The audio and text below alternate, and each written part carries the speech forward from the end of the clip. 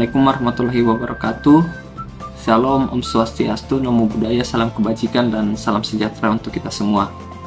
Perkenalkan, nama saya Kamil Maulana Sapada, S-Farm Apoteker. Saat ini saya berstatus sebagai mahasiswa strata 2 program studi administrasi rumah sakit di Universitas Respati Indonesia. Pada kesempatan kali ini saya akan menjelaskan secara singkat bagaimana cara mendapatkan, menggunakan, menyimpan, serta membuang obat yang baik dan benar, di mana di kalangan masyarakat kita pada sampai saat ini masih banyak informasi yang tidak tersampaikan mengenai hal ini kepada masyarakat kita.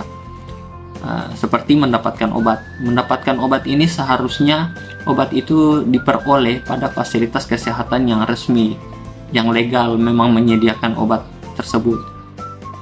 Hanya saja pada beberapa kasus seringkali kita jumpai masyarakat kita itu tidak memperoleh obat ini melalui fasilitas kesehatan yang resmi seperti di puskesmas, di FKTP, di klinik, di rumah sakit. Mereka mendapatkan obat ini seperti dari kenalan, dari tetangga, dari keluarga.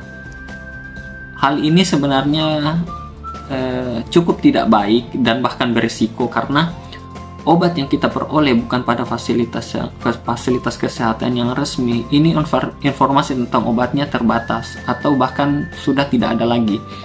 Seperti ketika seseorang menceritakan keluhan kesehatannya, kemudian direkomendasikan obat oleh kenalannya dengan keluhan kesehatan yang pernah dialaminya yang kebetulan sama.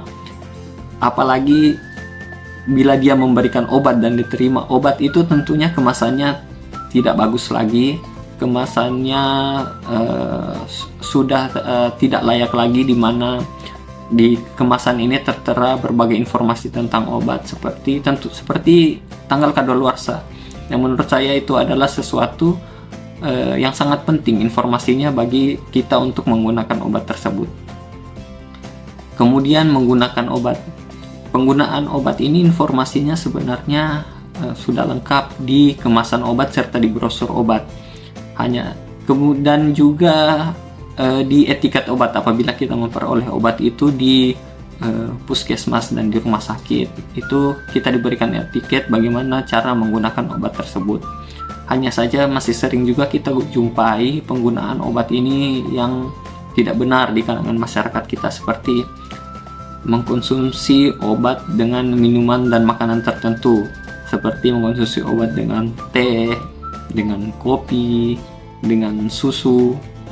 Nah, karena ada beberapa obat yang memiliki reaksi dengan obat makanan dan minuman tertentu. Kemudian menggunakan obat ini, obat tersebut tentunya memiliki khasiat dan indikasi, namun juga memiliki efek samping.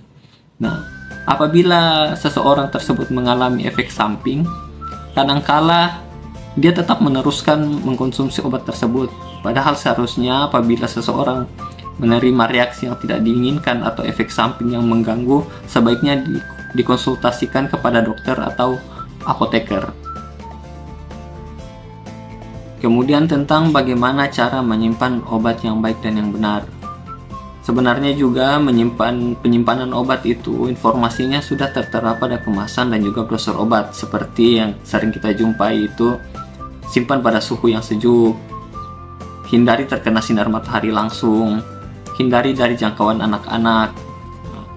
Tapi pada kenyataannya kita masih banyak menyumpai obat itu disimpan secara tidak benar, seperti pada saat kita mengkonsumsi obat di kendaraan, kemudian obatnya kita taruh saja dalam kendaraan tersebut, di mana suhu dalam kendaraan ini tidak stabil seperti pada mobil. Apabila kita menyimpannya di bawah terik matahari, suhunya akan sejuk, tapi kadang-kala mobil itu ditaruh di bawah sinar matahari, ini membuat suhu tidak stabil dan juga obat tersebut akan menjadi rusak. Kemudian ada juga kasus di mana ada masyarakat kita yang mengganti kemasan obatnya, seperti obat-obat yang berbentuk cairan. Nah, karena mungkin dia tidak suka atau hal lain tentang kemasan obatnya, jadi obat tersebut ditukar dengan atau dimasukkan ke dalam kemasan obat yang lain. Nah, di mana kemasan obat ini yang baru itu kan tidak memiliki informasi tentang obat. Nah, apabila ada seseorang yang tidak mengetahuinya, kemudian dia mengambilnya dan meminumnya, ini akan menjadi sesuatu hal yang berisiko. Kemudian selanjutnya adalah bagaimana cara membuang obat yang baik.